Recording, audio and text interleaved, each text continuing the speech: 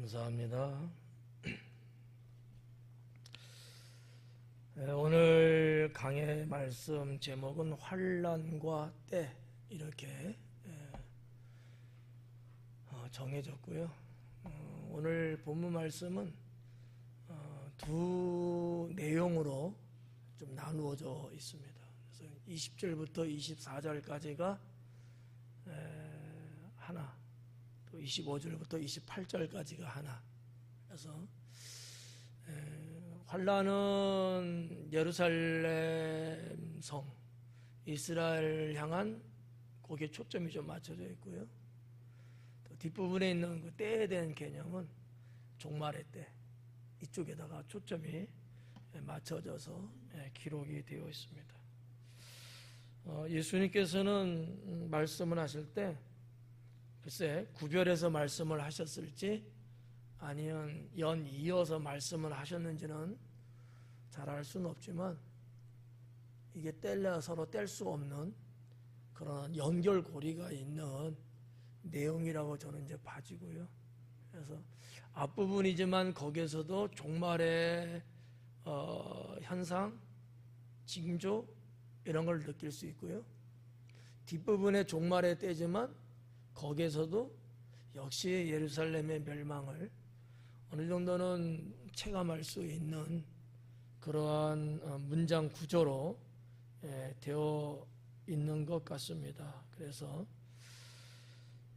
지난주에 제가 한 30대 70 이렇게 말씀을 드린 게 있는데 기억은 안 나시죠? 이게 100% 이게 이렇게 보지는 않고 여기에도 이 부분이 있고 저기도 이 부분이 있고 좀 이렇게 서로가 연결되어 있는 부분이 있는 것 같다. 저는 그렇게 생각한다. 이렇게 말씀을 드렸는데 그 내용이 여전히 28절 여기도 해당되는 거예요. 물론 여기서 끝나지 않고 다시 또 29절부터는 무화과에 대한 말씀을 또 하시고 계속해서 이제 연이어 나가긴 하지만 일단 28절로 일단락을 좀 이렇게 매듭을 질 수 있는 내용으로 구성되어 있습니다. 20절 말씀에 보니까 너희가 예루살렘이 군대들에게 에워싸이는 것을 보거든 그 멸망이 가까운 줄을 알라 그래요. 예수님은 지금 단도직입적으로 예루살렘의 멸망에 대한 운을 뗐어요. 근데 언제라고 말씀은 안 했지만 어느 때가 되는 것을 보거든 너희들이 볼 때 뭐가 무슨 현상이 느껴진다면 보여진다면 그때인 줄 알아라 이런 이제 말씀을 하셨거든요. 뭐 일반 학문에 있어서 문법적인 것도 이런 어떠한 조건문 같은 것들을 이제 많이 사용을 이제 하죠. 성경도 학문의 문법을 떠날 수는 없어요.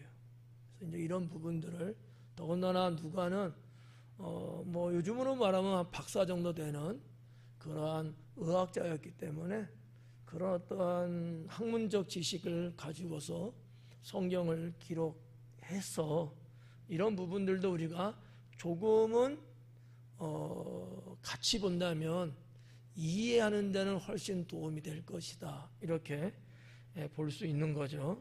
그래서 여기 보니까 애워싸는 것을 보거든 조건이거든요. 어떠한 것을 너희가 느낀다면 뭐 이런 거잖아요. 그러면 그 멸망이 가까운 줄을 알아라. 이런 내용이에요. 여기 보니까 20절에 예루살렘이 군대들에게 에워싸이는 상황이에요. 이게 상당히 어떻게 보면 이해할 수 없는 이스라엘의 역사를 모르면 이 말이 이게 뭐 의미도 모르지만 왜 이렇게 말했지? 이것도 알 수가 없는 거거든요. 왜냐하면 지금 예수님 당시에 이스라엘은 로마의 속국, 로마가 지배해 있는 상황이거든요.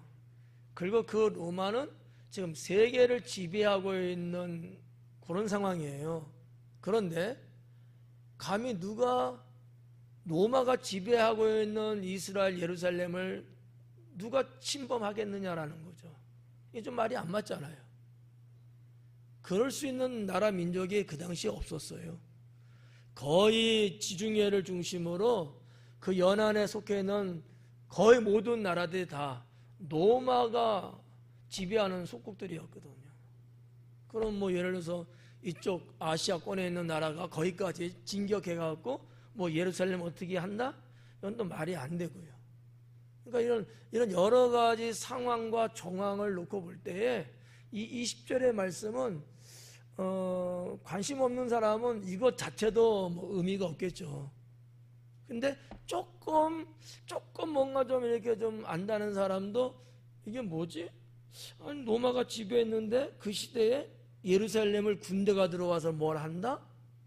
이게 이해가 안 가는 내용이에요. 이 말씀이 있고 난 몇십 년 후에 가보니까 그게 이제 이해되기 시작했던 거예요. 그러니까 뭐 이제 21절서부터 쭉 이제 내용이 나오겠습니다만은 로마가 지배한 예루살렘 이스라엘이지만 그런 로마의 봉기를 드는 로마에 저항을 하는 무리들이 예루살렘에서 발생을 해요. 역사적으로. 그래서 로마가 지배한 나라임에도 불구하고 저항 세력들을 처단한다고 할까? 그들을 어떻게 제재하기 위해서 로마 어마어마한 군단이 일어서거든요. 그게 AD 66년서부터 시작됩니다. 그러니까 예수님 당시에는 이 말씀이 이해를 전혀 할 수가 없겠죠. 그러나 그 이후에 이 사건이 있은 다음에 사람들, 더군다나 역사학자들은 아, 그거였구나라고 이제 짐작이 되고 이해가 갔던 거죠. 그러니까 여러분들도 지금 2000년 후의 시대 사람들이잖아요. 그러니까 적어도 이런 역사는 알면은 성경을 이해하는 데는 큰 도움이 된다는 거죠. 그러면 여기는 누구라고 말은 안 했지만 예루살렘의 군대를 끌고 들어와서 그들을 멸절시켰던 자들은 누구라는 걸 알 수 있는 거죠? 누구예요? 로마예요. 이게 평소에 공부 못한 사람은 이것도 못해. 대답들도 안 하잖아. 누구라고요? 로마예요, 로마. 저같이 좋은 교사가 어디서 다 알려주면서 묻잖아.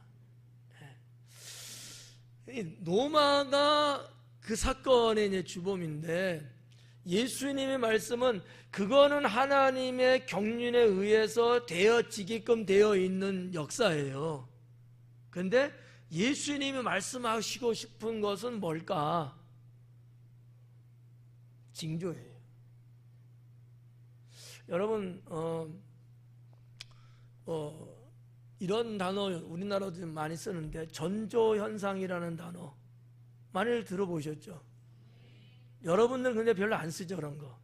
그런 일이 뭐 있을 리가 없으니까 뭐 전조현상. 근데 우리나라나 세계적으로나 역사적으로나 이렇게 보면은 전조현상 이런 말 하잖아요. 특히 이제 뭐 난리라든지 뭐 무슨 일이 큰일 터질 때는 예수님이 말씀하고 싶었던 것이 바로 그게 아닐까라고 저는 생각하는 거예요. 그와 같은 일들은 하나님의 경륜에 의해서 되게끔 되어 있어요. 잡혀 있어요. 예언된 거야, 이거는. 그런데 그것이 일어나기 전에 전조현상이 있다는 걸 너희가 알아야 된다는 거지. 20절에 이 말씀이 20절로 넘어가면서 2절, 3절, 4절로 쭉 가면서 예수님이 말씀하신 주된 목적의 말씀은 예수님 당시에 유대인 중에서도 기독교인들이 생겼어요. 그리고 시간이 갈수록 이 기독교인들이 점점 더 많이 생겼거든요. 그들에게 하나님이 환난을 면할 수 있는 기회를 주고 계신다는 거죠. 이거 이해 못하면 오늘 여기서 끝나고요, 그냥. 뭐 무슨 말인지 여러분 조금 감이 잡힐까요? 좀 전에 입 안 벌린다고 뭐라 하니까 또 정말 중요한 거예요. 성경을 그냥 읽고 하나님 말씀이니까 그냥 아멘 믿습니다 받아들이는 건 다 좋은데 뭔지를 모르면 거기엔 생명력이 없거든요. 그러니까 예수님이 뭐를 말씀하고 있는 거냐, 여기에 이 부분에 와서는 이걸 우리가 알면 우리의 지금의 삶 속에서도 그런 것들을 맞춰가면서 응용하며 살 수 있거든요. 그러면 그 초대교회 그 시대의 때를 알면은 환란을 피할 수 있었던 것처럼 오늘날에도 때를 알면 올 수밖에 없는 환란을 면할 수 있다라고 하는 결론에 갈 수도 있거든요. 그런데 어리석고 미련한 사람은 그거를 몰라요. 전조현상이라는 것은 어떤 면에서 참 중요하지 않겠나 이런 거죠. 얼마 전에 일본의 규슈 지방에 대지진이 일어났죠.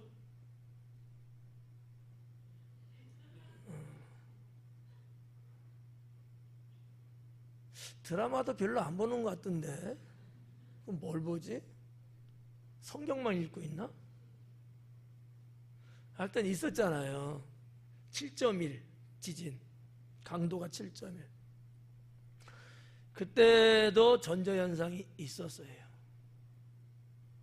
그리고 얼마 전에 태풍 10호 산산이 발생을 해서 일본 열도를 똑같이 규슈 지방서부터 타고 올라와서 내륙을 툭 넘어갔거든요. 오사카 지방까지.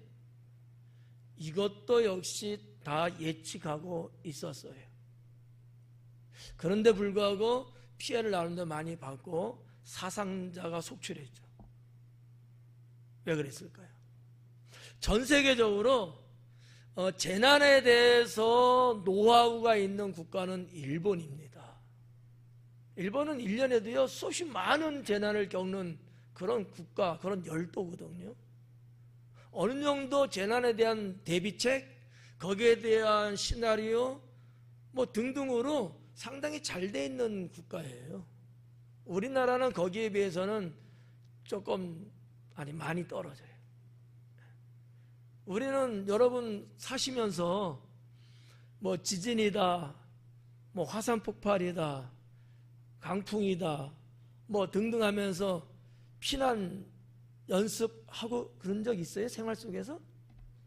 없잖아요. 여러분 민방위 훈련할 때 참석 안 하죠? 네. 일본은 아니에요. 정례적으로 하고요. 수시로 하고요. 왜? 그만큼 일을 겪는 민족이야. 그래서 어린 유치원생들도 정례적으로 그런 훈련을 해요. 지진같이 흔들리면 바로 자기의 책가방을 머리에 딱 대고 책상 밑으로 들어가는 이런 그 어린 아이들이 이런 훈련을 아기 때부터 하는 거예요. 그럼에도 불구하고 일본이 피해를 이제 많이 봤죠. 일본 국민들이 뭐 100%는 아니겠습니다만 제가 조사하고 알아본 바에 의하면 많은 상당수의 국민들이 일본 정부에 대해서 분노를 했다라고 알고 있어요. 왜요? 알면서도 왜 우리 이렇게 당했냐 이거예요. 거기에 대한 것을 왜 이렇게 못했냐 이거예요. 그래서 이번에도 지난주에 말씀드렸나요? 난카이 해협에 대지진이 발생할 것을 예측하고 있는 일본이기 때문에 지진국에서 그들에게 피난에 필요한 비상 식량 등등 이런 것들을 전 국민에게 배포를 하고 이런 얘기 잠깐 드렸었는데 하여튼 이 전조현상이라는 걸 우리가 일상생활 속에서도 삶의 현장에서도 일어나는 일이지만 예수님 말씀은 또 어떤 측면에서는 종말에 대한 말씀이고 신앙적인 부분이라고 했을 때 우리도 이런 전조현상들을 느낄 수 있어야 돼요. 네. 제가 오전 예배 때도 두 가지 말씀드렸거든요.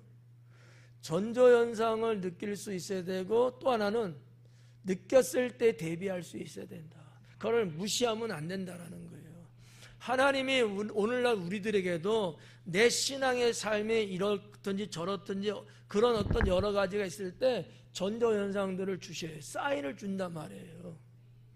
근데 어떤 사람들은 이 사인을 모르든지 아니면 무시를 해갖고 화를 당해요. 근데 어떤 사람은 그런 하나님의 사인, 그런 어떤 징표를 통해서 깨달아요. 별로 신통치 않게 살다가도 그럴 때는 눈치를 정말 잘 차려갖고 그때는 후다다닥 해갖고 정말 자기 자신의 신변을 잘 정리를 해요. 그래서 큰 화를 면해요. 아니, 누구는 신앙생활 평생 그렇게 잘했는데 여기에 둔감한 거야. 그리고 조금 무시를 하는 거야. 아니, 내가 믿음도 있고 뭐 이렇게 하나님 잘 믿고 왔는데 별일이 있겠어? 그거는 개념이 다른 거거든요. 하나님이 나에게 특별히 그 사인을 줄 때는 내게 필요해서 주신 거거든요.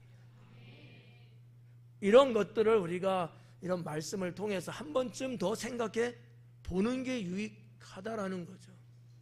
어떠세요? 네? 평소에는 아니어도 말씀을 우리가 이렇게 실제적으로 볼 때는 여기에 준하는 내용은 우리가 좀 더 귀담아 듣고 좀 더 거기에서 우리는 깨어 있는 게 좋지 않겠느냐라는 거죠. 2011년에 그 일본에 동일본 대지진이 일어났던 거 아시나요? 이건 알겠지. 워낙 컸으니까. 근데 세월이 워낙 많이 가서 13년 전이에요. 네. 그때 지진이 9.0이었습니다. 그리고 일본 동쪽 바다죠. 쓰나미가 일어났잖아요. 그냥 집이 그 차고 뭐고 다 쓸려 내려갔어요. 이때 쓰나미의 이 파도의 높이가 얼마 되는 줄 아십니까? 얼마쯤 될 것 같을까? 우리 소연 집사님 제일 똑똑하잖아. 제일 똑똑한 분도 모르겠대. 그러면 그 옆에 있는 장로님 어때? 10m. 10m는 껌값이야. 그거 갖고 그렇게 열도가 물에 잠기 그럴 수가 없어요. 40m입니다. 놀래지도 않아. 40m예요. 그러면 우리 교회가 옥상까지가 한 15m 되거든요. 이거 거의 3배 되는 파도가 덮치는 거예요. 살 수도 없고요. 그러니까 나름대로 견고하게 뭐 집도 짓고 뭐 이랬을 거 아니겠어요? 그런 어지간한 집들은 다 쓸려 내려간 그 힘에 의해서. 그리고 제가 그 과거의 동영상을 한번 돌려봤어요. 강해 때문에. 그랬더니만 그때 쓰나미를 일으켰던 9.0의 대지진으로 해서 일본 그 앞바다에서 지진이 거기서 이제 진양지잖아요.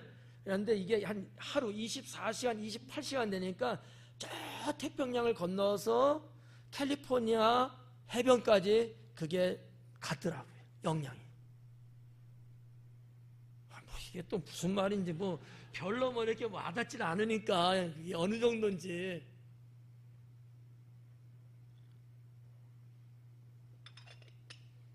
그게 어마어마한 거예요. 그 지진 하나 때문에 그 난리.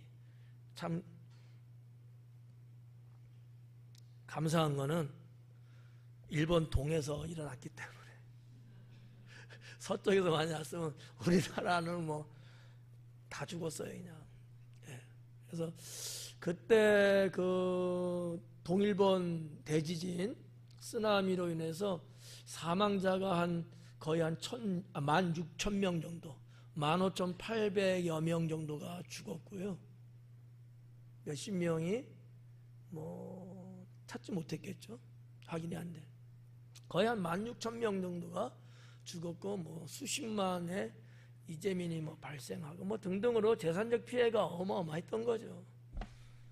전조 현상이 있었을까 없었을까요? 있었어요. 근데 이거를 뭐 무시한 건지 제때 대비를 못한 건지는 모르겠지만 아무튼 그렇더라고요.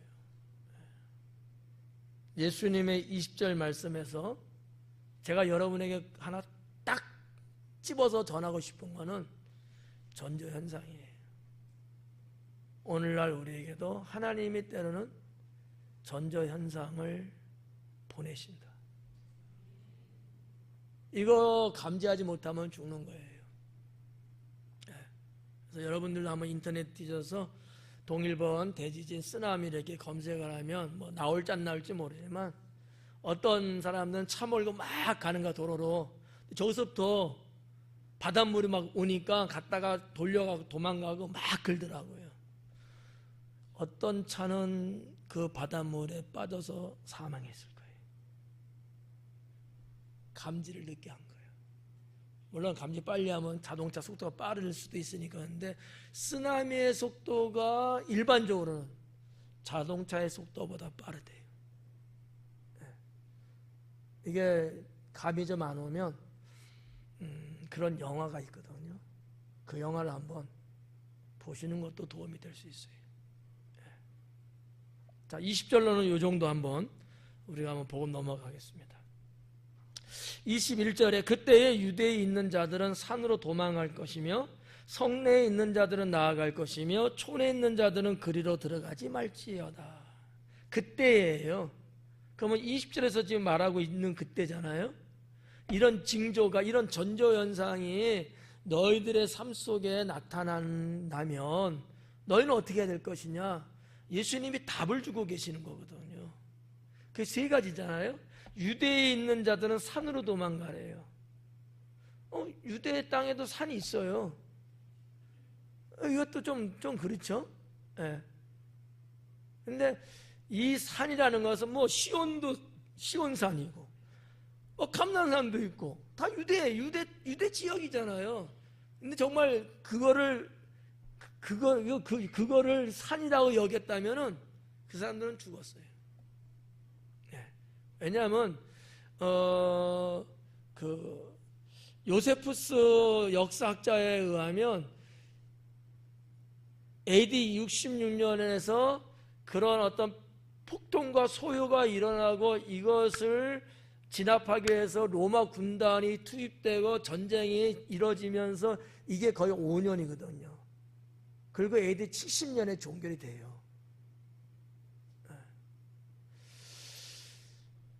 과연 살아남을 수 있었을까요? 수십만의 로마 군대가 들어와가고 하는 건데 아마 못 살았을 거예요.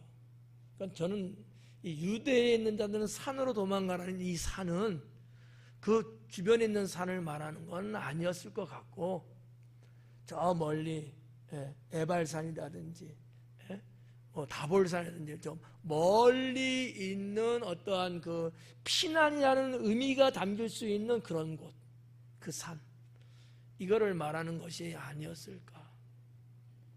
그리고 뭐라 그래요? 성내에 있는 자들은 나아갈 것이며, 예루살렘 성입니다. 그 옛날의 예루살렘 성은 지금의 예루살렘 성보다 작습니다. 좁아요, 면적이. 지금은 더 확장된 것들이거든요. 거기 있는 인구들도 많았겠잖아요. 많았는데 그들은 어떻게 해야 된다고? 빠져나가라는 거예요.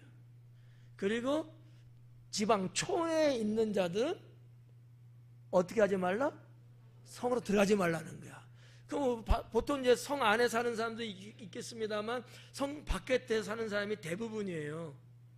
그 사람들이 예루살렘 성전을 늘 출입하는 게, 이거는 유대인으로서는 이거는 특권이기도 하고 그거는 일상생활이에요. 근데 그거 하지 말라는 거야. 들어갈 생각하지 말아라. 결국은 이 세 가지 말씀으로 나눠서 했지만 하나로 말한다면 예루살렘을 떠나라는 얘기예요. 그래야 살 수 있다는 얘기죠. 이 66년 이때에 그 전쟁이 시작되는데, 이때 베스파시아누스라고 하는 당시에 이제 장군이죠. 나중에 이제 69년에 로마 황제로 등극을 하게 돼서 한 10년 동안 다스리고, 그의 아들이 티투스예요. 아들이 이제 황제를 이어받고 이제 이러는 건데, 완전히 장악을 하면서 예루살렘을 완전 포위를 합니다. 근데 이제 예수님 당시는 AD 30년, 이때는 한 66년 이후가 됐으니까 한 30여 년 지났잖아요. 거의 40년 이렇게 지나는 거 아닙니까? 완전히 이 포위를 당하고 있는 때에 이 장군이 조금 느슨하게 한 적이 있었어요. 느슨하게. 아주 쪼여오다가 좀 느슨하게 했던 그 때가 한 번 있었는데, 이때에 이 유대 기독교인들이 도망을 가는 기회를 얻었어요. 우연일까요? 저는 우연이라고 안 봐요. 그것까지도 하나님께서 길을 열어놓으신 거다, 저는 이렇게 봐요. 그래서 그 당시에 베스파시안 그 누스가 조금 느슨하게, 조금 이렇게 좀 뭐라고 할까, 뭐 우리가 볼 땐 느슨한 건데 좀 방심?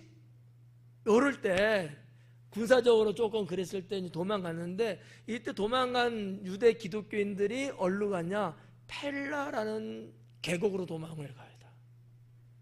근데 이 펠라라는 계곡은 예루살렘에서 상당히 먼 거리예요. 직선거리는 한 80km가 되고요, 도로로 가면 한 120km 정도 돼요. 그러면 당진에서 대전이 한 100km 되거든요, 도로상으로. 한 뭐 그 어간, 아마 저 금강 휴게소 정도 될는지도 모르겠네. 그건 또 어디야? 적지 않은 먼 거리죠. 가까이 갔다가는 잡히죠. 뭐 제일 도망가기 좋은 곳이라면 아마 여리고였을 겁니다. 왜냐하면 제일 가까운 도시고요.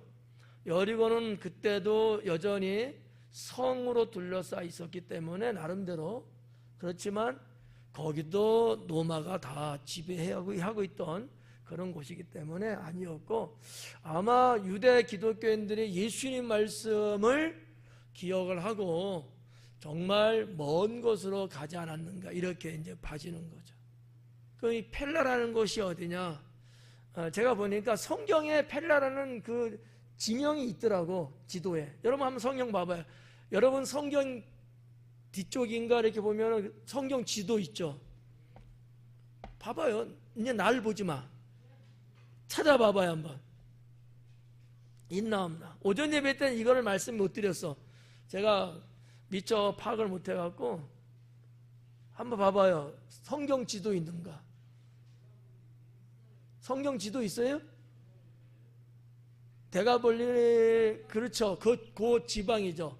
어디냐면 갈릴리 호수 아래쪽으로 내려오면 요단강에 있어요, 펠라라는 데가. 보여요? 조금 할 거예요 아마. 거기까지, 예루살렘에서 거기까지 거리가 이렇게 멀다는 거예요. 근데 이 펠라라는 데가, 물론 뭐 팔레스타인이라고 하는 그 지역의 지형이 뭐 구릉지도 있고 뭐 여러 가지 있지만, 이 펠라라는 데는 피신하기에 나름대로 적절한 장소예요. 지금도 유적지가 있는 데가 옆에 있고 도시가 지금도 있어요, 펠라라는 데가. 근데 저도 안 가봤어요. 지나만 가봤어요. 거기 가서 뭐 이렇게 해본 기억은 안 나는데, 여기를 도망간 거예요. 그들은 살았어요. 저는 이 말씀을 보면서 하나님의 그 심판 중에서, 심판 가운데서도 하나님이 구원하는 길은 열어놓고 계시는구나 라는 것을 느끼면서, 하나님 믿는 백성들이잖아요. 그냥 유대 백성이 아니고 예수 그리스도를 구주로 영접한 구원의 백성들이거든요. 그들에게 생명을 책임져 주시는 그런 모습을 느끼면서 나름대로 조금 전율이 흐른다고 할까?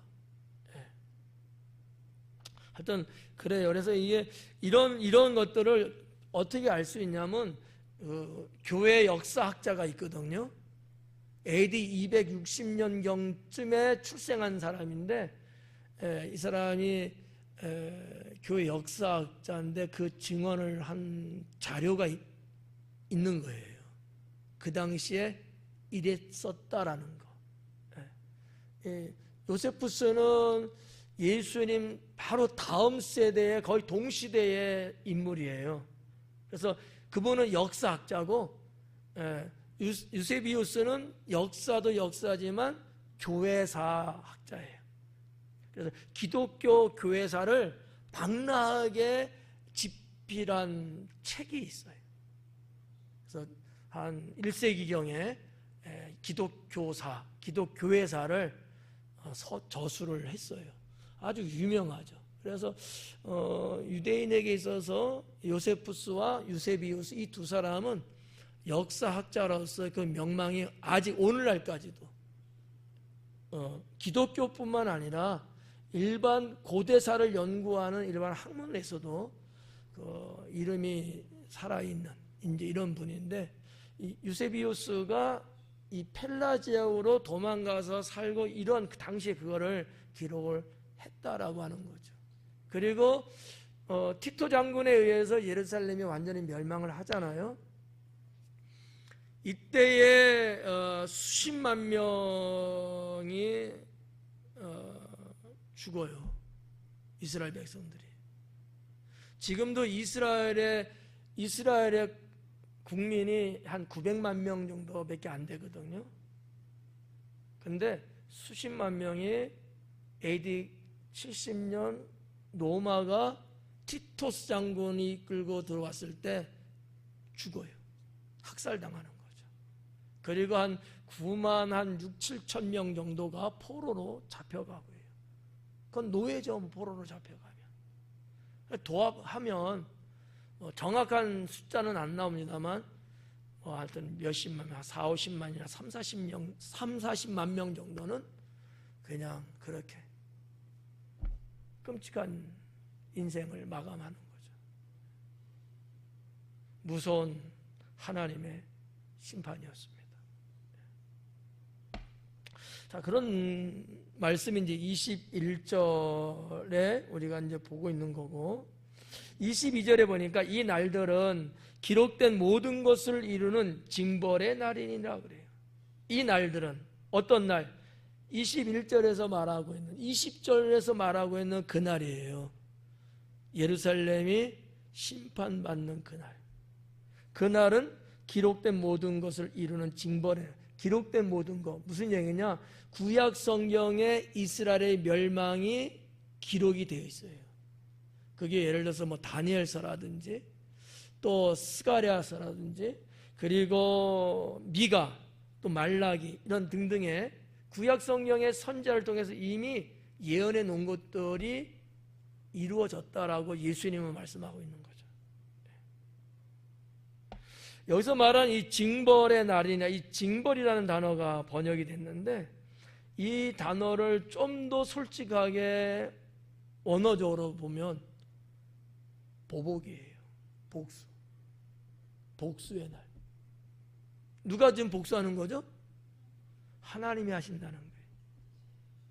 왜요?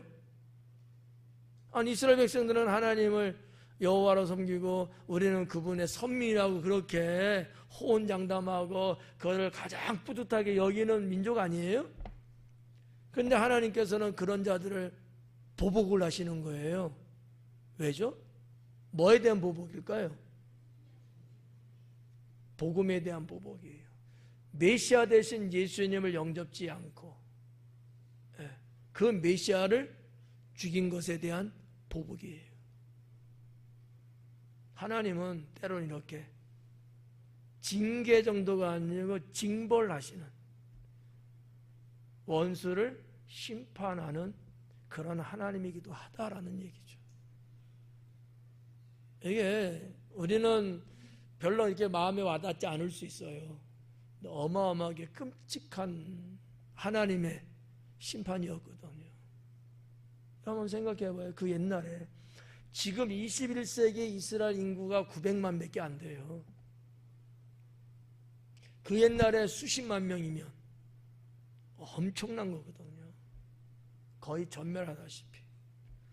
뭐 이스라엘이라고 하는 팔레스타인의 여러 12지파가 다 흩어져 사는 그 저 시골 변방까지 가서 죽이고 그러지는 않았단 말이에요. 예루살렘 성내를 중심으로 그 근방에 있는 것만 죽이고 잡아갔거든요. 근데 수십만 명이에요. 그러면 다라고 봐야 되는 거예요. 그냥 어린아이, 뭐 임산부, 노인, 남녀노소 불문하고 보이는 대로 학살하고 죽이고 불로 태워 화형시키고, 이루 말할 수 없는 끔찍함이라고 역사학자는 기록하고 있습니다. 그래서 이 요세푸스의 그 방대한 책이 있는데, 그 책에 어떠한 챕터, 어떠한 그 주제의 장이 있냐면 전쟁사에 대한 것이 별도로 기록된 게 있어요. 전쟁에 대해서만. 참 끔찍합니다. 우리도 주님을 거부하고 복음에 서지 못하고 죄악 가운데 살면서 하나님의 영광을 가리우는 삶이 된다면, 뭐라고 예측하기 어렵네요. 하나님은 분명히 심판한다는 거잖아요. 마지막 때에 예수님 뵙고자 심판할 때도 심판이고, 우리가 살아가는 내내도 하나님은 심판하셔요. 하나님의 심판이 여러분 종말에만 있는 건 아니에요. 우리의 일상 삶 속에서도 하나님은 심판하십니다. 그래서 그것 때문에 하나님을 믿는 건 맞는데 어려움이 오기도 하고 질병이 오기도 하고 고생이 오기도 하고 슬픔을 당하기도 하고 하는 일이 가로막혀서 되는 게 안 되고 망하는 경우들도 있거든요. 그 모든 것들이 다 심판 때문에 그런 거다라고 말할 수는 없어요.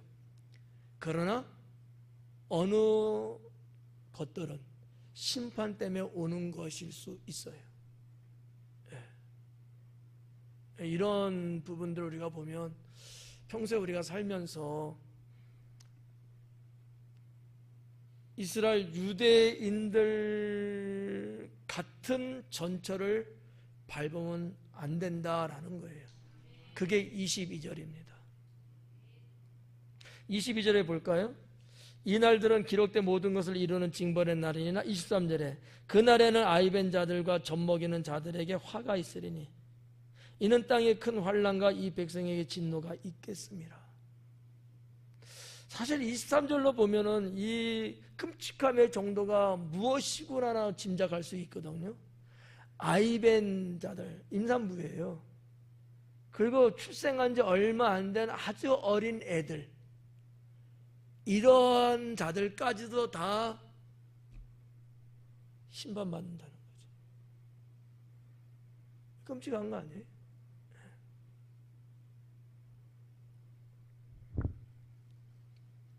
아이벤 자들, 젖먹이는 자들, 깐난 얘기잖아요. 그에게도 화가 있으리라.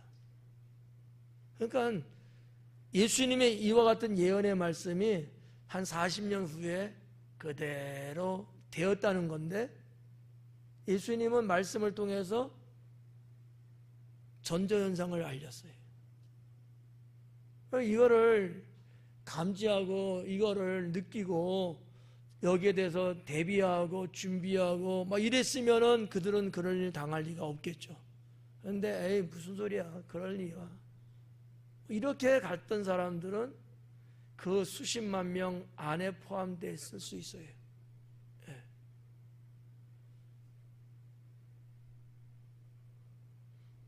여러분 창세기 노아 사건도 보면 그렇지 않아요? 경고를 했음에도 불구하고 당시 사람들이 노아의 말을 안 믿잖아요. 무슨 뚱딴지 같은 소리 하냐고. 아, 이렇게 화창한 날씨, 좋은 날에 무슨 비가 와서 뭐 아이고 저 놓쳤네 저거 배 큰 거 만들만는데 이게 돌았나 봐. 얼마나 비웃고 얼마나 욕했겠어요.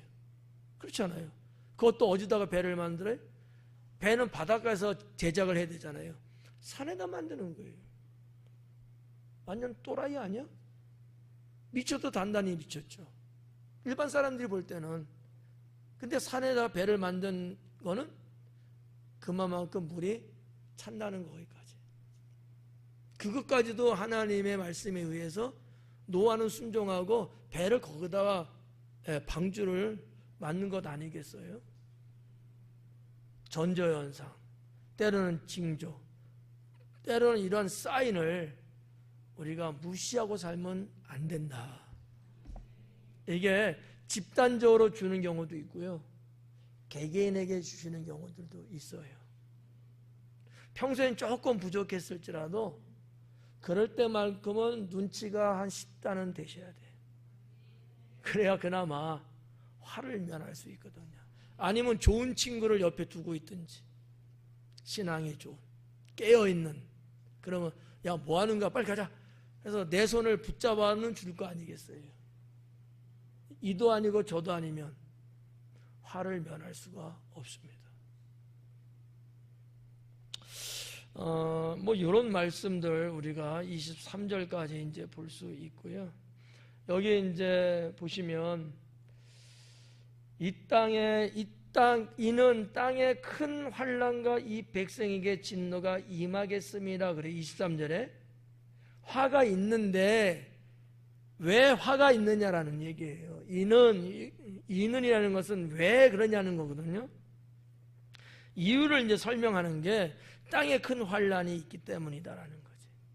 이 땅에 큰 환난이 있을 것이다. 여기서 말한 이 환난이라는 이 단어가 아난게라는 단어를 번역해낸 건데, 이 아난게라는 단어는 환난으로 우리 성경에 번역은 됐지만 그것보다는 뭐 강제, 강요 이런 뜻을 갖고 있는 단어거든요. 강제 집행하고 있는 거예요. 이스라엘 백성들이 처참하게 심판받는 것을 하나님이 집행하시는 거예요. 지금. 어떻게 보면 저는 이제 좀 표현이 어떨지 모르지만 좀 필연적인 하나님의 강제 집행 아니겠느냐. 그들의 행위가 그거를 불러왔고 거기에 대해서 하나님은 선지자를 통해서 예언하게 하셨고 예수님마저도 이것을 말씀하시면서 피할 수 없는 하나님의 강제 집행. 네. 상당히 이게 이제 어떻게 보면 무서운 거예요. 돌이킬 수가 없는 거예요. 피할 수가 없게 되는 거예요. 네. 그러면 이런 거를 조금 수준 있게 좀 이렇게 가면은 저는 이제 그 하나님의 섭리를 여기서 이제 좀 보죠. 예. 필연적인 환난이거든요. 올 수밖에 없는 어려움이에요. 예. 하나님의 섭리와 같이 연결되어 있는 내용들이라고 볼 수 있는 거예요. 여러분들도 뭐 하나님 섭리 너무나 많이 이야기하고 듣고 이제 그러시는데, 쉬운 예를 그냥 드릴게요. 내가 이렇게 이쪽으로 가려고 그래요. A라는 길로. 그래서 차를 타고 시동 걸고, 그러니까 내비게이션이 들어와요. 그래서 목적지 딱 가는 게 일로 가래요. 1번으로, A로. 그럼 여러분은 일로 가라니까 가요, 안 가요? 다 가잖아. 불순종하는 사람 있어요? 다 순종하잖아. 일로 가는데 내가 일로 가는 거예요. B라는 데로 가는 거예요. 아니 원래 A로 가야 돼, 맞아 이게. 근데 그날따라 B로 가는 거예요. 왜 가는 거예요, 그걸로? 그게 안 한 게예요. 하나님의 필요에 의해서 강제적으로 나를 글로 틀어버리는 거야. 그렇지 않으면 나는 일로 가니까, A로 가니까. A로 가면 사고가 난다든지 사망이 된다든지 혹독한 어려움을 겪을 것을 하나님이 아시고, 나는 글로 가고 정해져 있어. 왜? 어여쁜 목소리 아가씨가 글로 가래잖아. 안 갈 수가 없지. 이삭 집사님 안 그래요? 왜? 소연 집사님이 걱정돼요? 우리는 그냥 간다고, 아무 생각 없이. 근데 하나님은 강제 집행을 하는 거야. 일로 하나님의 능력을 일로 끌어당긴 거, 나를. 그래갖고 깜빡 생각을 끊어버려. 일로 가야 된다는 생각을 끊어갖고 일로 가게끔 만들어버려. 인간적인 생각은 어때요? 아이고, 내가 뭐 하는 거야? 그래갖고 시간도 조금 더 걸렸고요, 기름값도 조금 더 나왔대요. 하나님의 섭리는 어떤 의미에서 강제적인 게 있다는 거, 필연적으로. 이게 좀 어떻게 좀 이해가 연결이 돼요? 네. 그걸 말하는 거지. 사실은 이와 같은 환난을 통해서 하나님은 여전히 이스라엘 백성, 유대 민족을 뭐 하기를 원하셨을까요? 구원받기를 원하셨던 거죠. 그렇게 해서라도 하나님의 경륜 속에 그렇게 섭리하셔서 그렇게 만들어 가면서라도 그들이 구원받기를 원하시는 거죠. 자, 그런 말씀이 이제 23절에 기록되어 있는 거고요. 근데 이 백성의 진노가 있겠습니다. 하여튼 좀 상당히 마음 아프고 어려운 내용이에요. 24절에 그들이 칼날에 죽임을 당하며 모든 이방에 사로잡혀 가겠고 예루살렘은 이방인의 때가 차기까지 이방인들에게 밟히리라 그래요. 자, 죽는 거는 뭐 어차피 죽어, 이거는 넘어가고 그냥 모든 이방에 사로잡혀 가겠대요. 자, 이 부분에 있어서 유대인으로서는요 상당한 선민의식이 있거든요. 아마 제가 만약에 그 입장이었으면 상당한 자존심이 꾸겨졌을 것 같아요. 선민의식이라는 게 여러분 뭐겠어요? 여호와는 나의 하나님이시다, 우리는 그의 백성, 이게 선민의식이거든요. 그러면 내가 믿는 그 하나님이 내가 환난이나 고통이나 죽음이나 등등등등 이런 데에 있을 때 그 하나님은 나를 어떻게 해주신다고 생각하겠어요? 구원해 주신다고, 보호해 주신다, 이렇게 믿는 게 맞잖아요. 근데 지금 내용을 들춰보니까 어때요? 아닌 거예요. 하나님이 죽음으로 몰아넣고 있는 거예요 지금.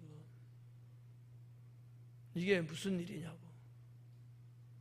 아니, 이방 민족들에게, 이방 사람들에게 우리 여호와 하나님은 하면서 우리가 그렇게 가슴 딱 벌리고 이야기하고 자랑자랑하고 막 이런 것이 유대인인데, 우리는 오히려 구원은 무슨 구원, 지금 로마에 의해서 우리는 다 죽게 됐거든요. 여기 그러잖아요. 이 모든 이방에 사로잡혀 가겠고, 디아스포라가 형성되는 거예요. 지금 다 흩어지는 거예요. 유대 민족들이 이 나라 저 나라 다 흩어지면서 다 노예 생활하고 말이죠. 정말 짐승처럼 살아야 되는 이스라엘의 2000년의 역사가 여러분 있는 거 알고는 계시나요? 지금의 이스라엘은 그냥 있는 게 아니에요. 한치도 물러설 수 없다고 이스라엘이 강경하게 가는 것도 바로 이런 연유들이 있는 거거든요. 이스라엘의 역사를 모르면 오해를 하게 되고 일반사적으로 그들을 이렇게 보게 되면 기준이 다르기 때문에 이스라엘 욕하고 그러죠. 그러니까 유대인들의 역사를 놓고서 보면, 해석을 하면 전혀 다른 결론에 도달할 수밖에 없다는 거죠. 사로잡혀 가겠고, 예루살렘은 이방인의 때가 차기까지 이방인들에게 밟히리라. 저는 이 대목에서 선민의식이 그렇게 투철한 유대인인데 이 이방인에게 사로잡혀 가요. 그러면 왜 하나님이 이렇게 여기다 풀어놨을까? 저는 이렇게 한번 생각해 봤어요. 이방인들이 하나님의 구원을 받을 수 있도록 그들이 했더라면, 그들이 하나님의 말씀 복음을 받아들이고 이방인에게까지도 하나님의 구원이 이루어질 수 있도록 그들이 그렇게 살았더라면 얼마나 좋았을까. 그러면 이와 같은 일은 없었을 것이다. 우리는 다 알고 있는 역사지만, 자, AD 70년에 멸망당하고 AD 313년에 콘스탄티누스 대제에 의해서 칙령이 발표됐어요. 기독교인들의 재산 몰수했던 걸 다시 돌려주고요, 예배 허용 다 하고요, 토지 물려주고요, 이런 칙령이 313년에 발표가 됐고요. 323년에 공인돼 갖고 완전히 기독교 국가가 됐거든요. 그리까지 한 대략적으로 보면은 얼마예요? 70년하고 300 얼마 아니니까 한 240년 요 정도 되지 않겠어요? 로마는 뒤집어진 거예요. 복음이 전해지고 제자들에 의해서 또 제자의 제자들 등등등등 이렇게 해갖고 쭉 역사가 내려가면서 그렇게 핍박했던 로마가 하나님을 믿는 나라가 됐단 말이에요. 그러면 유대인들은 그 이전에 우리만 하나님께 구원받는 민족이라고 하면서 다른 민족은 구원도 못 받게 할 게 아니라 복음의 사람들이 돼서 했더라면, 로마가 더 일찍 기독교 국가가 하나님 믿는 나라가 됐더라면, 그렇지 않아요? 이런 걸 생각을 해보는 거예요. 복음의 때가 있는데 그 때를 내가 앞당겨서 한다면 오히려 우리의 삶이 더 하나님의 축복 속에 갈 수 있는 게 아니겠느냐라는 거죠. 좀 선교적 측면에서 저는 이제 본 거예요, 역사를. 그리고 이제 그 뒷부분에 나온 것이 이방인의 때가 차기까지 이방인들에게 밟히리라 그래요. 이방인의 때가 차기까지 이방인들에게 밟힌대요, 유대인들은. 자, 이방인의 때까지예요. 사도 바울도 로마서에 기록하기를 이방인의 수가 차기까지, 주님의 종말의 때가, 이방인의 수가 적정 찰 때까지는 계속 가는 거야. 그 수가 다 들어오면 그때는 하늘의 종말이거든요. 우리가 말하는 정말 종말이거든요. 근데 아직은 안 찬 거예요. 그때까지 근데 유대인들은 이방인들에게 어떻게 당한다고요? 밟힘을 당한다는 거예요. 이방인들의 수가 들어왔을까? 안 들어왔다고. 그럼 우리가 이스라엘 역사를 보면, 자, 나라 없는 서름을 한 1900 한 몇십 년 이렇게 다녔어요. 70년에 시작된 디아스포라니까. 그리고 1948년 5월 14일 날에 해방을 됐거든요. 그때까지도 얼마나 많은 이방인들에게 밟혔냐고요. 그러다가 국제적인 걸 통해서 자, 국가가 형성되고 해방이 됐어요. 유대인들은 어떻게 생각했을까요, 당시에? 시오니즘들은 야, 이제 다 끝났다, 됐다, 그랬을 거 아니겠습니까? 근데 정말 됐어요? 그 이후에도 중동전쟁이 1차, 2차, 3차 계속해서 터지고 정말 숨쉴 수 없을 만큼 계속한 전쟁의 아수라장이고, 지금도 이스라엘하고 이슬람 간에 지금도 지금 전쟁 중이잖아요. 그러니까 이 밟힌다는 개념이에요. 반대의 개념을 말하면 평화로운 거야 되거든요. 신경 쓸 일이 없어야 되는 거거든요. 근데 수천 년을 오면서도 계속 이방인들로부터 지배를 당하고 찝접을 당하고 방해를 당하고 고생하는데 이젠 되겠지, 이제는 괜찮겠지 했는데 여전히 괜찮은 게 아니고 새로운 각도에서 또 지금 생명이 죽어나가는 전쟁의 연속이 아직도 진행 중에 있다는 사실이에요. 여러분, 이스라엘 백성 유대인들은요, 해방을 막기까지 엄청난 국제적인 망신과 죽음의 고생을 한 민족이거든요. 이스라엘 역사를 제대로 알면 이게 무슨 말인지 알아요. 여기서 제가 다 해드릴 수는 없잖아. 그것만 설명을 해도 두세 시간은 해야 되니까. 근데 궁금해요, 안 해요? 유튜브를 보세요. 유튜브에 나름대로 자료들이 좀 아마 있는 거로 제가 알고 있는데, 아무튼 이 예수님의 이 말씀이 그 후대에 계속해서 짓밟히고 있는 거야. 지금도 여러분 이슬람 헤즈볼라라든지 후티 반군에서 로켓포 쏘고 미사일 쏘고 하면서 계속 귀한 생명이 죽어나가잖아. 반대적으로 물론 이스라엘에서도 그렇게 하고 있고요. 어느 백성이 이거 원하는 백성이 있어요? 없어요. 다 평안하게 살기를 원하지. 그 중에서 내 사랑하는 자식도 죽을 수 있는 건데 내 삶의 터전을 잃고 그렇잖아요. 근데 이게 안 끝나는 거야. 저는 뭐 종말론적으로 볼 때 이거는 아마 안 끝날 거다. 지금도 계속해서 서로 간에 협상을 하고 평화 조약을 맺고 뭐 휴전을 하네. 뭐 지금도 그러잖아요. 그리고 테이블상에 앉았는데 경렬. 저기서는 지금 포 쏘고 있어요, 지금. 이게 안 되는 거야. 왜일까? 여러 가지 뭐 이야기할 수 있지만 그냥 하나님의 관점에서 볼 때는 때가 안 된 거야. 때가 안 된 거야. 여전히 예언하신 바대로 짓밟히는 시간을 가야 되는 거예요. 저는 그렇게 봐요.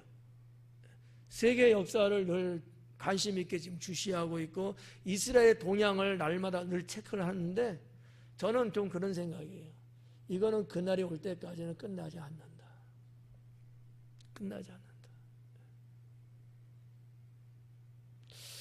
너무 비관적인 생각을 제가 하고 있는지는 모르겠습니다만 성경을 들여다봐도 세계의 정세를 훑어봐도 이거는 끝날 사안은 아닌 것 같다라는 얘기죠.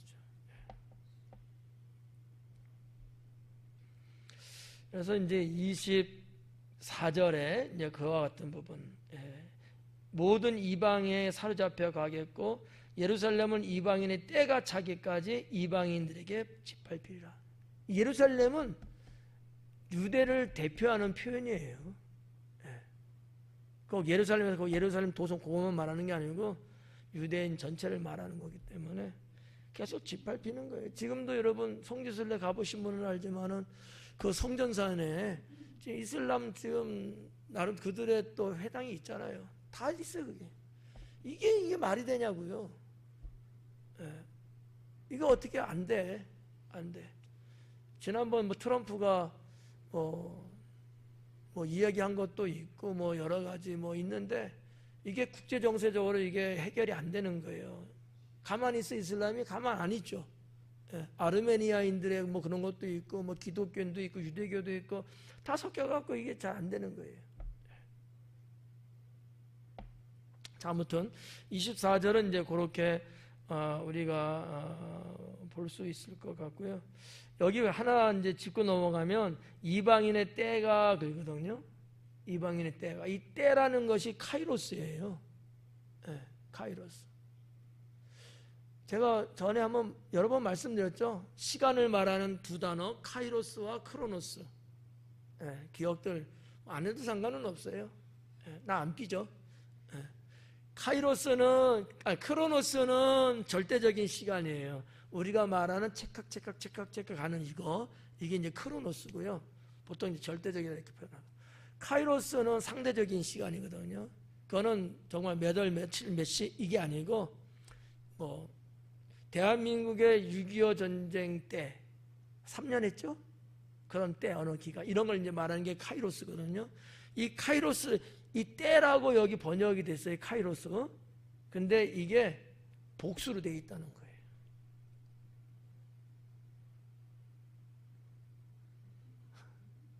거예요. 제가 보는 관점에서 복수가 왜 중요하냐면은 단수로 쓰는 게 맞을 수 있는데 복수를 누가는 썼어요. 왜일까? 그때가 길다라는 거지. 얼마 안에서 끝나는 그 정도가 아니고 시간이 상당히 예측할 수 없는 기나긴 때, 복수의 개념인 거예요. 이거는 그냥 여러분 뭐 신경 안 써도 돼요. 제가 그냥 보는 관점이 그렇다는 거예요. 그래서 여러 가지 정황을 퍼즐해 보면 이스라엘 백성들, 유대 백성들의 이런 환란, 짓밟힘 뭐 등등 이런 어떤 때가 멀겠구나. 물론 뭐 예수님 때부터 지금까지 2000년이지만 앞으로 더 갈 것 같다. 증상을 보니까 그렇게 이제 해석을 해보는 거고요. 25절에 보니까 1월 성신에는 징조가 있겠고 그래요.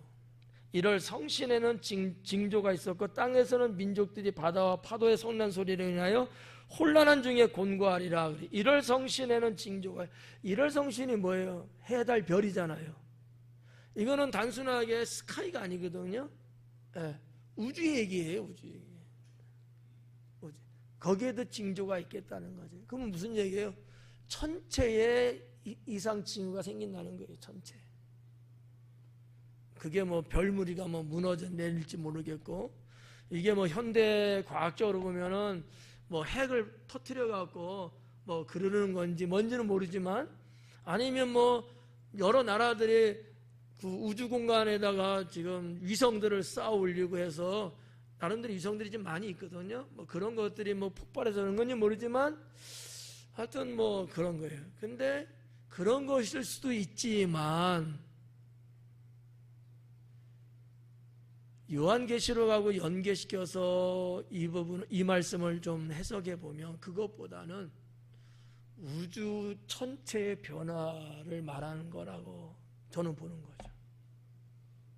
전체의 변화예요. 뭐 예를 들어서 뭐 혹성이 뭐 문제가 된다든지 이런 거 있잖아요. 여러분 우주 혹성이 하나 여러분 지구 와서 부딪히면요 지구는 파괴돼 버려요. 그나마 가끔 떨어지는 게 지구하고 떨어질 때는 요만한 것, 주먹 같은 요만한 것들에서 다행이지, 그게 저 우주 공간에 있을 때, 스페이스에 있을 때는요 어마어마하게 큰 것들이거든요. 내려오면서 계속 마찰 이루면서 깎이고 불타고 해서 이렇게 조그맣게 이제 지구에 도달한 건데, 그게 만약에 이제 그러지 않고 지구하고 충돌 일어나고 그런 것들을 우리가 이렇게 봤을 때 다 그것 별이잖아요. 지구도 별이고. 1월 성신의 어떤 변개가 말씀하고 있는 건 아닐까라는 생각도 조심스럽게 봅니다. 그리고 땅에는 민족들이, 어느 민족 말하는 건 아니에요. 그냥 민족들이에요. 그러니까 모든 대상이 다 되는 거죠. 땅에는 민족들이 바다와 파도의 성난 소리로 내 혼란한 중에 곤고하리. 바다와 파도의 성난 소리거든요. 아까도 쓰나미 말씀드렸습니다만 바다예요. 여러분 바다가 우리가 5대양이 있고 6대륙이잖아요. 자, 땅의 넓이가 클까요? 바다의 넓이가 클까요? 어느 정도 차이 날 것 같아요? 바다가 100% 몇 퍼센트일 것 같아요? 에? 말해도 틀려. 그냥 해보라는 얘기예요. 에? 3배? 3배까지는 안 돼요. 그러니까 100% 하면은 바다가 71%, 땅이 29%. 바다 면적이 거의 엄청나게 커요. 바다의 변곡을 말하는 거예요. 그러면 땅이 감당이 안 돼요. 지금 여러분 북극권이나 남극권 이런 데서 지금 빙하들이 녹아서 해수면이 올라오고 태평양이나 인도 이런 등등의 작은 섬 이런 것들은 벌써 이미 잠겼고, 이 지금 과학자들의 시뮬레이션을 돌리면서 100년 후인가 얼마 후에는 부산도 잠긴다는 지금 시뮬레이션이 나오고, 인천도 잠기고요, 당진도 잠깁니다. 태안은 다 잠기고요. 그게 뭐 맞을지 안 맞을지 모르지만 데이터를 다 집어서 돌려보는 그 프로그램을. 그랬더니만 그런 데이터가 결과가 나온 거예요. 물로 심판하지는 않는다고 하셨지만 징조의 징조. 징조와 실제적인 심판은 다른 겁니다. 이런 현상들을 보면서 때가 된 것을 알라는 거예요. 바다가. 그럼 아까도 말씀드렸지만 정말 대지진이 일어나서 쓰나미가 온다. 그 동일본 대지진 때도 이 지각의 판이 이렇게 태평양 판이 밑으로 치고 들어가면서 이게 일어난 거거든요. 대단하지는 않았어요. 근데 사람들이 느끼는 현상은 엄청났던 거죠. 근데 이런 어떤 지각의 변동이 지금 여러 지금 판들이 있잖아요. 뭐 필리핀 판도 있고 지금 뭐 태평양도 있고 뭐 인도 쪽도 있고 다 있는데 파도가 만약에 용서할 수 없을 만큼 움직이면 사람이 사는 생태계는 감당 못할 거다라는 거지. 저는 이 말씀을 그렇게도 볼 수 있지 않겠느냐 보는 거예요. 바다와 파도의 성난 소리. 제가 오전 예배 때는 이거 설명해 드렸는데 시간이 지금 많이 가서 말씀은 못 드리고, 바다의 성난 소리예요. 이거는 그냥 잔잔한 그냥 뭐 물 철렁철렁 이거 아니고요. 태풍 불어서 그 정도도 아니고요. 바닷물의 이 소리가 괴물의 소리 같이 어마어마하게 들릴 정도의 바다가 가만히 있지 않는 거예요. 이 정도면 아마 웬만한 긍정은 다 물으로 잠식시켜버릴 수 있을 만큼. 네. 다 징조에 대한 얘기예요. 그래서 뭐라 그래요? 민족들이 혼란한 중에 곤고하리라. 혼란한 중에 완전히 뭐 그냥 뭐 난리 칠 거 아니겠습니까? 곤고하리라고 번역돼서 약하게 번역됐어요. 심하게는 죽으리라. 우왕좌왕하고 말이죠. 뭐 제정신 아니죠. 그러다가 그냥 죽는 거예요. 26절에 사람들이 세상에 임할 일을 생각하고 무서워함으로 기절하리니. 기절한대요. 생각을 하면서 생각만 해도 기절해버리는 거야. 충격이란 충격받아서. 얼마나 무서운 세상이 일어나면 사람들이 생각을 하면서 그와 같은 조짐을 보면서도 기절초풍하고 목숨을 잃을 정도일까. 우리로서는 상상이 안 가요. 그런 일이 없었기 때문에 전무후무한 사건이거든. 네. 이는 하늘의 권능들이 흔들리겠습니다. 아니 아침에 눈 뜨고 봤더니 하늘에서 막 그냥 별들이 떨어지는 거야. 근데 앞집 아파트에도 떨어지고 뒷산에도 떨어지고 막 이런다고 생각해봐요. 이게 제정신 되겠어요? 미치는 거지. 하늘의 권능들이 흔들린대요. 이걸 어떤 학자들은 사탄이라고 번역한 분도 있어요. 근데 저는 그렇진 않아요. 정황이 이 지금 21장에서 말하는 내용상으로 볼 때 이건 사탄에 연결된 내용이 아니고 마지막 때에 나타날 징조와 연결된 거기 때문에 하늘의 권능에 대한 얘기는 앞부분에 있었지만 1월 성신들, 이 우주계가 지금 흔들린다는 얘기. 우주계가 지금까지 여러분 우주계가 지금 질서정연하게 잘 움직이고 있잖아요. 지구가 여러분 정확하게 지금 공전하기 때문에 돌아가고 있기 때문에 태양과의 거리도 그렇고 여러 행성하고도 그렇고 이게 정교하게 지금 유지하고 있잖아요. 이게 안 되면요 그럼 다 얼어주더니 타 죽어요. 이 우주계가 무너지는 거지. 우주계가 여러분 잘 아시잖아요. 지구라는 요 별 하나는 우주로 보면 이게 우주의 별이 몇 개나 될까 이거 알 수가 없는 거야. 천문학자 과학자들이 알아낸 것도 빙산의 일각도 안 되는 거예요. 은하수가 있는데 은하계, 은하군단 이게 어마어마하거든요.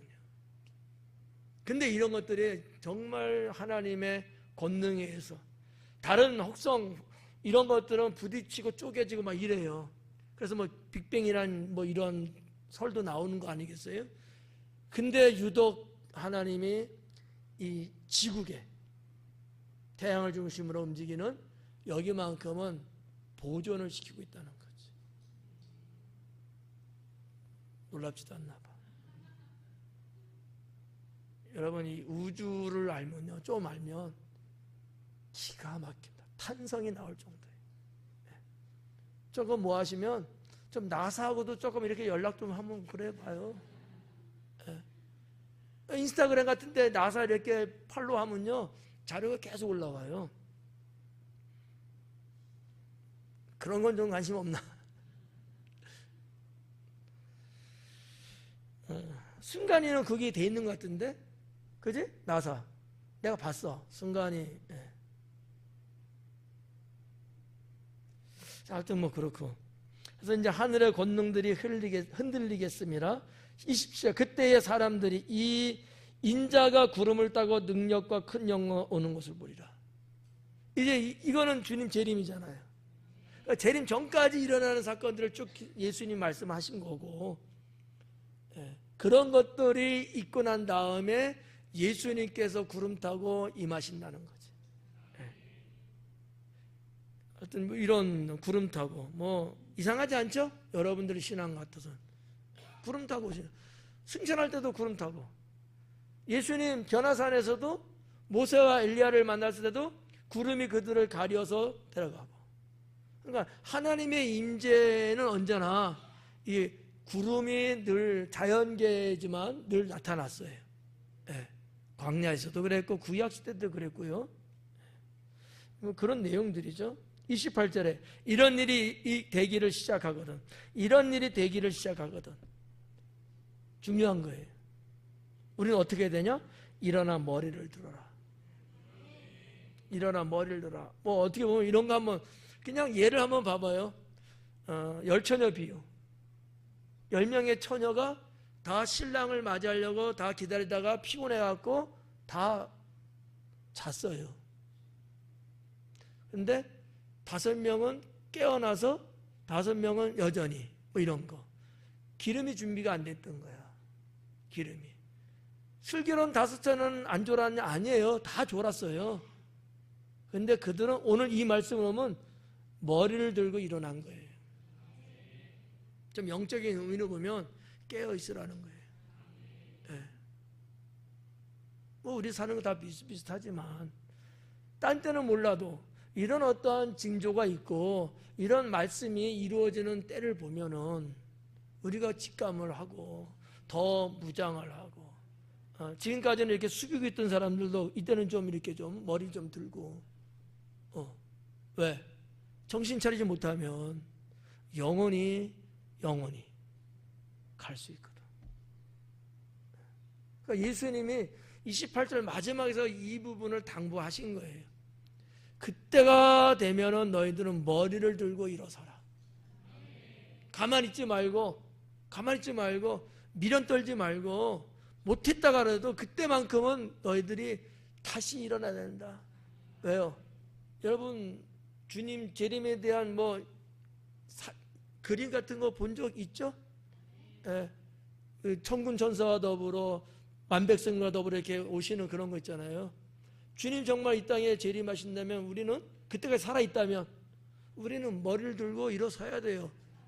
임하시는 주님을 영접해야죠. 그 말씀이에요. 너희 속량이 가까웠느니라. 쉬운 말로 말하면 너의 구원이 가까웠느니라. 하나님이 그와 같은 자를 구원하시는 거예요. 머리를 들고 일어서는 자들, 사망의 자리에 있는 자가 아니에요. 에스겔 골짜기의 마른 뼈들이 주의 말씀 권능이 임하니까 그들이 큰 군대를 만들었잖아요. 일어났잖아요. 골짜기에서. 그런 것처럼 우리도 그래야 된다는 거죠.